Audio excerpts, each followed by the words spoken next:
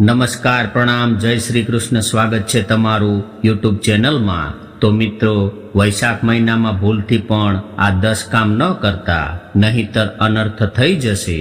અને જે લોકો આ વિડીયોને લાઈક કરે એને માતાજી હંમેશા ખુશ રાખજો અને તેના ઘરમાં ધન અને અન્નની ક્યારેય કમી નહીં આવવા દેતા. તો મિત્રો, આપણે આજની મહત્વની માહિતી જાણીએ એ પહેલા તમને બધાને મારા જય માતાજી અને માં કુળદેવી તમને હંમેશા ખુશ રાખે. વિડીયોમાં આગળ વધતા પહેલા કોમેન્ટમાં જય માતાજી જરૂર લખજો કે જેથી માં કુળદેવીની કૃપા તમારી ઉપર બની રહે. તો મિત્રો, વૈશાખ મહિનામાં ભૂલથી પણ આ 10 કામ ન કરતા, નહીતર અનર્થ થઈ જશે. મિત્રો, હવે વૈશાખ મહિનો શરૂ થવા આવી રહ્યો છે, એટલે આ મહિનામાં સૂર્ય છે એ પોતાના પૂરા પ્રભાવમાં રહે છે. એને લીધે બહુ ગરમી રહે છે. આથી વૈશાખ મહિનામાં તરસ્યાને પાણી દાન કરવાનું બહુ મહત્વ છે.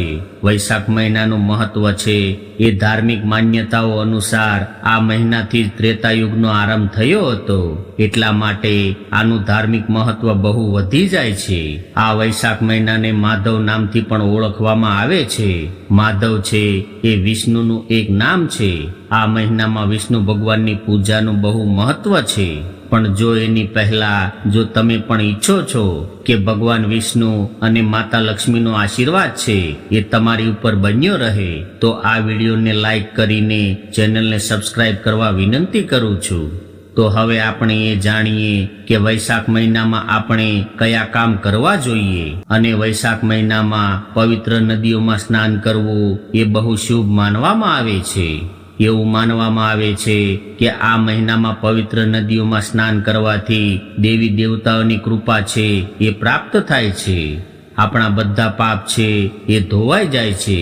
તેમજ પવિત્ર નદીઓમાં નહાવાથી આપણા શરીરમાંથી નકારાત્મક ઉર્જા પણ જતી રહે છે. સાથે કોઈની ખરાબ નજર હોય તો પણ તે જતી રહે છે. તેમજ આ મહિનામાં દાન કરવું એ બહુ પવિત્ર માનવામાં આવે છે. એટલા માટે આ મહિનામાં જરૂરિયાતમંદ લોકોને વસ્ત્રો અને ધનનું દાન કરવું જોઈએ. આનાથી આપણી વૃદ્ધિ થાય છે. તેમજ વૈશાખ મહિનામાં દેવી દેવતાઓની પૂજા કરવાનું પણ બહુ મહત્વ છે. તેમાંથી વિશેષ રૂપમાં ભગવાન વિષ્ણુ અને માતા લક્ષ્મી અને શિવ ભગવાન અને હનુમાનજીની પૂજા કરવી એ બહુ આવશ્યક માનવામાં આવે છે. તેમજ આ મહિનામાં ભંડારો કરવો એ પણ બહુ શુભ માનવામાં આવે છે. એટલે કે ભંડારો કરવાથી જે લોકો આપણા વિસ્તારમાં ભૂખ્યા જે હોય છે એ લોકોને ભોજન પૂરતું મળી રહે છે અને એના આત્માને શાંતિ મળે છે. આ બધી જ વસ્તુઓ ભગવાન છે એ જોતા હોય છે. આથી જો આપણે ગરીબ વ્યક્તિનો આત્મો ઠારીએ છીએ તો ભગવાન પણ આપણને બહુ મદદ કરે છે. આનાથી ભગવાન પ્રસન્ન થાય છે. તેમજ આવી વસ્તુ કરવાથી આપણા કુળદેવી છે એ પણ આપણા ઘરમાં વાસ કરવા લાગે છે. જો આપણે કોઈ પણ ગરીબ વ્યક્તિ સાથે ખરાબ વ્યવહાર ન કરીએ તો આ બધી વસ્તુઓનો હિસાબ છે એ ઉપરવાળા પાસે થાય છે. આથી તે આપણા કર્મોને આધારે જ આપણને બધા ફળ પ્રાપ્ત કરે છે. એટલા માટે મિત્રો, આપણે હંમેશા ગરીબ લોકોને જરૂરિયાત પૂરી કરવી પડે છે. તેમજ આ વૈશાખ મહિનામાં બધા જ દેવી દેવતાઓના મંત્રોનો જાપ જરૂર કરવો જોઈએ. આવું કરવાથી એની કૃપા છે એ જાતક ઉપર બની રહે છે. તેમજ તમારા બધા કામો છે એ સવળા પડે છે. જો તમારા કામ ઘણા સમયથી અટકેલા છે અને તમે તેની પાછળ બહુ મહેનત કરો છો તો તમને તેમાં સફળતા મળશે. તમારે બસ તમારા કુળદેવીની જ્યારે પૂજા આરાધના કરો છો ત્યારે તેના નામનો 108 વાર જાપ કરવાનો છે. તે તમારી બધી મનોકામના પૂરી કરશે. તેમજ વૈશાખ મહિનામાં પિતૃઓનું પિંડદાન કરવું એ બહુ ઉત્તમ માનવામાં આવે છે. આવું કરવાથી વ્યક્તિને પિતૃદોષથી છુટકારો મળે છે અને શુભ ફળ મળે છે. તેમજ વૈશાખ મહિનામાં જળદાનનું બહુ વિશેષ મહત્વ છે. વૈશાખ મહિનામાં આટલું જે લોકો કરે છે તેની ઉપર દેવી દેવતા છે એ બહુ પ્રસન્ન થાય છે. તેના જીવનમાં ક્યારેય ખોટ નથી આવવા દેતા અને તેના સંપૂર્ણ જીવનને ધન અને અન્નથી ભરી દે છે. છે. વૈશાખ મહિનામાં જળની ઈચ્છા રાખવા વાળાને, છાયા અને પંખાની ઈચ્છા રાખવા વાળાને પંખો આપવો જોઈએ. તેમજ આ મહિનામાં જેટલું થાય એટલું પાણીનું દાન કરવું જોઈએ. તેમજ માટલાનું દાન કરવું બહુ ઉચિત માનવામાં આવે છે. તેમજ જો આ વસ્તુ પણ સંભવ ન હોય તો આપણા ઘરની આજુબાજુમાં જે લોકો આવે છે એ લોકોને ઠંડુ પાણી આપણે આપવું જોઈએ કે જેનાથી તેની તરસ છીપાઈ શકે. તેમજ શિવલિંગ ઉપર રોજ ઠંડુ પાણી ચડાવવું જોઈએ. એની સાથે જ ઓમ નમઃ શિવાયનો જાપ કરવો જોઈએ અને શિવલિંગ ઉપર ચંદનનો લેપ કરો. તેમજ કોઈ મંદિરમાં એક વૃક્ષનો છોડ રોપી દેજો. તેમજ કોઈ મંદિરમાં એક વૃક્ષનો છોડ રોપી દેજો અને તેને મોટું કરવાનો સંકલ્પ લેજો. તેમજ રોજ તેને પાણી પાઈને મોટું કરો. તેમજ આપણા ઘરે કૃષ્ણ ભગવાનની મૂર્તિ હોય તો તેને રોજ ઠંડા પાણીથી તેનો અભિષેક કરવો જોઈએ. વિષ્ણુ ભગવાન અને મહાલક્ષ્મીની પણ રોજ પૂજા કરવી જોઈએ. તેમજ કોઈ જરૂરતમંદ વ્યક્તિને આપણે બધી વસ્તુઓનું દાન કરવું જોઈએ. તેમજ વૈશાખ મહિનામાં પૂજા અને યજ્ઞ કરવાની સાથે એક જ સમય માટે ભોજન કરવું જોઈએ. તો હવે મિત્રો આપણે એ વાત કરીએ કે હવે આપણે વૈશાખ મહિનામાં આ વસ્તુ ન કરવી જોઈએ. વૈશાખ મહિનામાં આપણે બહુ મોડા સુધી સૂવું ન જોઈએ, કારણ કે આ દિવસોમાં સૂર્યોદય છે એ જલ્દી ઉગી જાય છે. આથી આપણે વહેલા ઉઠીને અને ઉગતા સૂરજને આપણે જળ ચડાવવું જોઈએ. તેમજ આપણા સારા સ્વાસ્થ્ય માટે વ્યાયામ જરૂર કરવા જોઈએ. જો આપણે ઉઠવામાં મોડું કરીશું તો ગરમી વધી જશે અને વ્યાયામ કરવાનું મન નહીં થાય. તેમજ આપણે સવારે વહેલા ઉઠીને નાઈ ધોઈને આપણે આપણા માતા પિતાને પગે લાગવું જોઈએ. આથી તે જે આપણને આશીર્વાદ આપે છે તે ભગવાન સમાન જ માનવામાં આવે છે, કારણ કે તે જ આપણા ભગવાન છે. જો આપણે કોઈ પણ નવું કામ કરીએ છીએ તો આપણે આપણા માતા પિતાને જો પગે લાગીને અથવા તો તેના આશીર્વાદ લઈને જઈએ છીએ તો આપણા બધા કામ પૂરા થઈ જાય છે. તેમજ શાસ્ત્રોમાં એવું કહેવામાં આવે છે કે જો તમે હજી શાળામાં વિદ્યા લઈ રહ્યા છો અને તેમાં તમારે કોઈ પણ કસોટી પાસ કરવાની છે અને એમાં જો તમે સવારે વહેલા તમારા માતા પિતાને પગે લાગીને અથવા તો તેના આશીર્વાદ લઈને જાઓ છો તો તમને તમારી કસોટીમાં બહુ સફળતા મળે છે. તેમજ તમે જેવી ધારો છો એવી વિદ્યા તમે પ્રાપ્ત કરી શકો છો. આથી આપણે રોજ સવારે ઉઠીને નાઈ ધોઈને માતા પિતાને પગે લાગવું જોઈએ અને પછી જ આપણા દિવસની શરૂઆત કરવી જોઈએ, કારણ કે આપણા માટે આપણા મા બાપ જ આપણા ભગવાન સમાન માનવામાં આવે છે. તેમજ વૈશાખ મહિનામાં આપણે માંસાહાર અને દારૂ તેમજ બીજા ઘણા બધા પ્રકારના નશાથી દૂર રહેવું જોઈએ.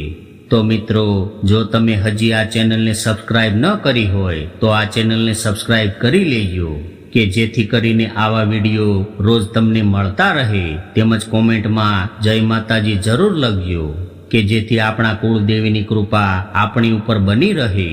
તેમજ વૈશાખ મહિનામાં આપણે નીચે જ સૂવું જોઈએ અને એક જ સમય માટે ભોજન કરવું જોઈએ. આનાથી બધા પ્રકારના રોગ અને શોક છે એ જતા રહે છે. તેમજ વૈશાખ મહિનામાં શરીર ઉપર તેલ માલિશ ન કરવું જોઈએ. તેમજ ગરમીના દિવસોમાં રોજ તડકામાં ન રખડવું જોઈએ. જો તડકામાં જવું બહુ જરૂરી હોય તો આપણે છત્રી લઈને જવું જોઈએ. તેમજ વૈશાખ માસના દેવતા છે એ ભગવાન મધુસૂદન છે, એટલે કે ભગવાન કૃષ્ણને માનવામાં આવે છે. એટલા માટે વૈશાખ મહિનામાં આપણે લસણ અને ડુંગળીનો ત્યાગ કરવો જોઈએ. તેમજ તળેલી વસ્તુઓ પણ ન ખાવી જોઈએ. તેમજ આપણે સ્વાદિષ્ટ ખોરાક ખાવો જોઈએ. તામસી ખોરાક ન ખાવા જોઈએ કે જેથી કરીને આપણને ગુસ્સો ઓછો આવે. જો આપણે તામસી વસ્તુઓ ઓછી ખાઈએ છીએ તો આપણા સ્વભાવ પણ બહુ સારા રહે છે અને આપણે ઘરમાં બધાની સાથે સારો વ્યવહાર કરીએ છીએ. તેમજ એની સાથે આપણે માંસાહારી વસ્તુઓ ન ખાવી જોઈએ. આથી આપણા હિન્દુ ધર્મમાં આ વસ્તુની સખત મનાઈ કરવામાં આવી છે. એટલા માટે આપણે શાકાહારી ભોજન ગ્રહણ કરવું જોઈએ કે જેથી કરીને આપણો ધર્મ ભ્રષ્ટ ન થાય. તેમજ વૈશાખ મહિનામાં આપણે મિત્રો 2 થી વધારે વાર ભોજન ન કરવું જોઈએ.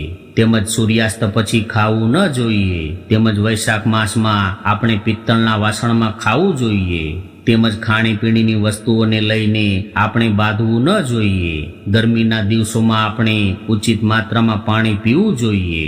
તેમજ વૈશાખ મહિનામાં આપણે કીડિયારું પૂરવું જોઈએ. જો આપણે વૈશાખ મહિનામાં કીડિયારું પૂરીએ છીએ તો આપણને બહુ પુણ્ય મળે છે. આનાથી બધી કીડી છે એની ભૂખ સંતોષાઈ જાય છે. વૈશાખ મહિનામાં ઘણા લોકો છે તે લોટ અથવા તો કોઈ પણ એવી અનાજયુક્ત વસ્તુ છે એ કીડીઓને આપે છે. એની સાથે જ કોઈ શ્રીફળનું કાચલું હોય છે તેમાં ભરીને વૃક્ષના થડની નીચે મૂકી દે છે. આથી ત્યાં જે પણ કીડીઓ આવે છે તે બધીને પોતાનો ખોરાક એ શ્રીફળના છાલામાંથી મળી રહે છે.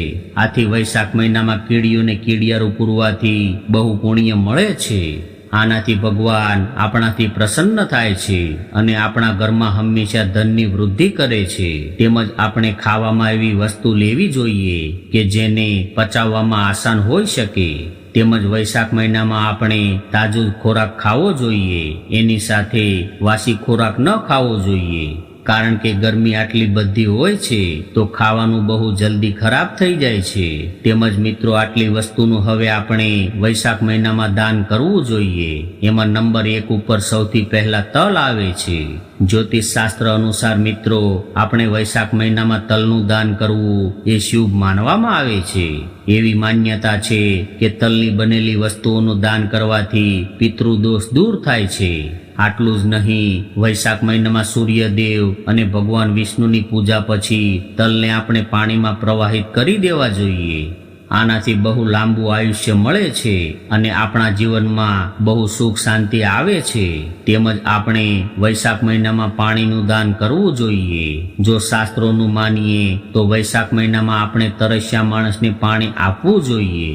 તેની સાથે આપણે વૃક્ષોને પણ પાણી પાવું જોઈએ. જો કોઈ વૃક્ષ સુકાઈ ગયું હોય તો તેને પાણી આપીને મોટું કરવું એ આપણી ફરજ છે.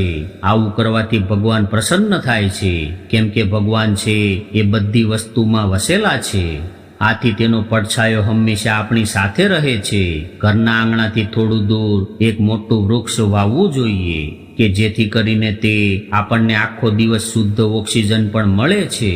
તેમજ આપણા ઘરને છાંયો આપે છે. આથી ઘરનું વાતાવરણ પણ શુદ્ધ રહે છે. તે મુજબ આપણે આ વૈશાખ મહિનામાં બ્રાહ્મણોને પણ દાન દેવું જોઈએ. તેમજ આપણે વૈશાખ મહિનામાં ગોળનું દાન પણ કરવું જોઈએ. જ્યોતિષ શાસ્ત્ર અનુસાર વૈશાખ મહિનામાં ગોળનું દાન એ બહુ વિશિષ્ટ દાન માનવામાં આવે છે. તેમજ તેને મહાદાન માનવામાં આવે છે. ગોળનું દાન કરવાથી આપણી કુંડળીમાં સૂર્યની સ્થિતિ બહુ મજબૂત થાય છે, જેના કારણે આપણને આપણા નસીબમાં બહુ સારી વસ્તુ મળે છે. તેની સાથે આપણું માન સન્માન પણ વધે છે અને જીવનમાં આપણી પ્રગતિ થાય છે. આપણે કોઈ પણ જગ્યાએ જઈએ છીએ તો લોકો આપણા વ્યવહારથી ખુશ થાય છે. તેમજ આપણે ગોળની બનેલી વસ્તુઓનું દાન અવશ્ય કરવું જોઈએ. તેમજ જ્યોતિષ શાસ્ત્ર અનુસાર આપણે જે વિષ્ણુ પ્રિય આ વૈશાખ માસ છે એ મહિનામાં આપણે પાદુકાનું એટલે કે ચપ્પલનું દાન કરવું જોઈએ. જે વ્યક્તિને આની જરૂર હોય તેને આપણે આ જરૂર દેવું જોઈએ. જે આવું કરે છે તે માણસ છે, તે ભગવાન શ્રી હરિના લોકમાં જાય છે. તે મુજબ જે લોકો ગરીબોને સૂવા માટે ગાદલું આપે છે તો એ લોકોના નસીબ બહુ સારા થઈ જાય છે, કારણ કે ભગવાન તેને સ્વર્ગલોકમાં જગ્યા આપે છે. કારણ કે જો આપણે ગરીબોની પથારી બનીએ છીએ તો ભગવાન આપણી પથારી સ્વર્ગલોકમાં કરે છે. આથી આ પ્રકારનું દાન અવશ્ય કરવું જોઈએ કે જેથી કરીને આપણા કુળદેવી પણ આનાથી પ્રસન્ન થાય છે અને તેનો વાસ હંમેશા આપણા ઘરમાં રહે છે. તેમજ તે આપણા વિઘ્નોને હરી લે છે. અને તેમજ જો આ ગાદલું ગરીબોને દાન કરીએ છીએ તો તેના આત્માને શાંતિ મળે છે, કારણ કે ઊંઘ એ બહુ મહત્વની વસ્તુ છે અને જે વ્યક્તિ ઊંઘ પૂરી કરે છે તો એનો થાક પણ જતો રહે છે. તેમજ જે માણસ વૈશાખ મહિનામાં પહેરવા માટે કપડાનું દાન કરે છે એ આ જન્મમાં બધા સુખોથી સંપન્ન થઈ જાય છે. તેમજ આ જ મહિનામાં જે ફળ અને શરબતનું જે દાન કરે છે એને ભગવાન હંમેશા ખુશ રાખે છે. તેમજ તેના જીવનમાં સુખ સંપત્તિ પ્રદાન કરે છે. દહીં, ખાંડ અને ચોખા દાન કરવાથી મનુષ્યને પૂર્ણ આયુ અને સંપૂર્ણ યજ્ઞનું ફળ પ્રાપ્ત થાય છે. એવી જ રીતે ઘીનું દાન કરવા વાળો માણસ છે એ અશ્વમેઘ અશ્વમેઘ યજ્ઞનું ફળ પામીને વિષ્ણુ લોકમાં આનંદનું ફળ પ્રાપ્ત કરે છે. એની સાથે વૈશાખ મહિનામાં આંબા ઉપર બહુ કેરી આવે છે. આવા સમયમાં તમે જો આ ફળનું દાન કરો છો તો તમારું નસીબ બહુ ખીલી જાય છે. તેમજ આ મહિનામાં આપણે સફરજનનું દાન પણ કરવું જોઈએ. આ ફળનું મહત્વ પણ શાસ્ત્રોમાં બહુ છે. તેમજ જો આપણે સત્યનારાયણ ભગવાનની કથા કરીએ છીએ તો આપણને તેને સફરજનની સાથે કેળા પણ ચડાવીએ છીએ. એટલે જો શાસ્ત્રો અનુસાર આપણે જોઈએ તો વૈશાખ મહિનામાં જે લોકો સફરજન કેળા જેવા ફળોનું દાન કરે છે તો તેનું નસીબ આખું ખીલી જાય છે. તેમજ તેના ઘરમાં ક્યારેય લડાઈ કે ઝઘડાઓ થતા નથી. તેના બધા કાર્યો છે એ સફળ થતા જાય છે. આથી વૈશાખ મહિનામાં બને તેટલું ફળનું દાન આપણે જરૂર કરવું જોઈએ. તો મિત્રો, આ બધી જાણકારી છે એ શાસ્ત્રોની જાણકારી છે. એટલે આ વિડીયોને પૂરો જોયો એ બદલ આપ સૌનો આભાર. તો મિત્રો, જો આ માહિતી તમને ગમી હોય તો વિડીયોને લાઈક કરી અને ચેનલને સબસ્ક્રાઇબ પણ કરી દેજો કે જેથી કરીને અમે રોજ વાસ્તુશાસ્ત્રને લગતા વિડીયો લાવતા રહીએ. તો ફરી મળીશું નવા વિડીયો સાથે. ત્યાં સુધી બધા મિત્રોને હર હર મહાદેવ. જય માતાજી.